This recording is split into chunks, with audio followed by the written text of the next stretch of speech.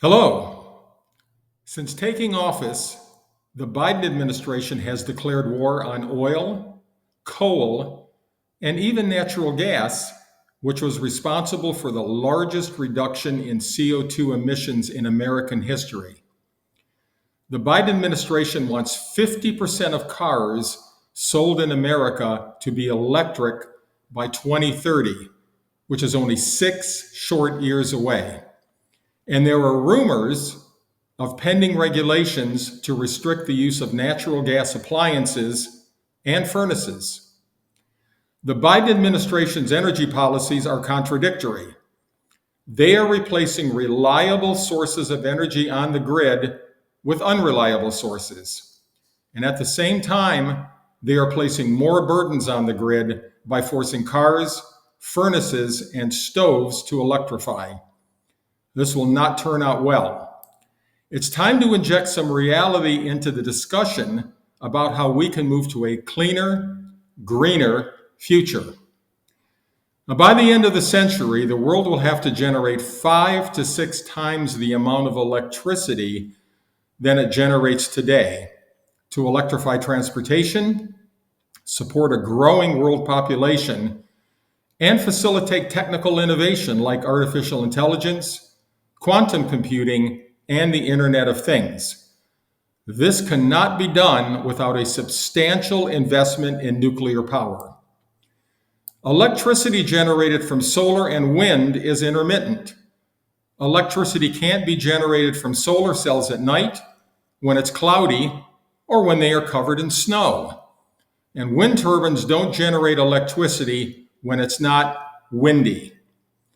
Today, the small amount of electricity that is generated by solar and wind is backed up by natural gas, coal, and nuclear power. Putting more solar and wind on the grid will necessitate more sources of reliable backup power to keep the grid running. And nuclear power is the only way right now to do this in a green way. But it will take decades to bring the nuclear capacity online just to electrify the transportation system. It cannot be done in the next 6 years. The current generation of electric cars also have too many issues to be a long-term solution to cleaning up transportation. Lithium-ion batteries are expensive. They take too long to charge. Every charging cycle reduces the amount of energy the battery can hold. They don't work well in colder temperatures. They tend to catch fire when they are overcharged, are damaged, and when they age. The raw materials needed for lithium-ion batteries are controlled by China in places like the Congo and Afghanistan. And cobalt and lithium mining operations use children under horrific working conditions, and disposing of the batteries poses serious environmental hazards. Fortunately, researchers around the world are working on a new generation of battery technologies, including solid-state batteries, graphene batteries, sodium-ion batteries, and carbon fiber batteries that promise to solve the many problems with lithium-ion batteries. Development of hydrogen fuel cells is also progressing, but there are still many obstacles to overcome, including their use of platinum, which is expensive, and the prohibitive cost of extracting hydrogen from water. And companies like Toyota and BMW are working on next generation combustion engines that burn hydrogen, ammonia, and other clean fuels. But none of these technologies are ready for commercial use today. It is an enormous mistake for politicians to try to accelerate the process of moving to a green future. The technologies are not ready for mass adoption, and the economics don't yet work.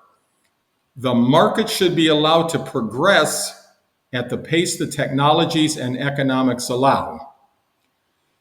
But unfortunately, and to our detriment, politicians who have never designed anything, engineered anything, or built anything are making decisions about the future of energy and transportation in America.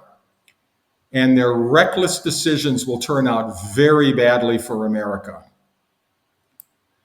I have been in the technology business for 30 years, and one of my top goals in Congress will be to build alliances that support a realistic, market-based transition to a cleaner, greener future based on scientific facts, technological feasibility, and economic viability instead of the dreams, hopes, and fantasies of the know-nothing politicians.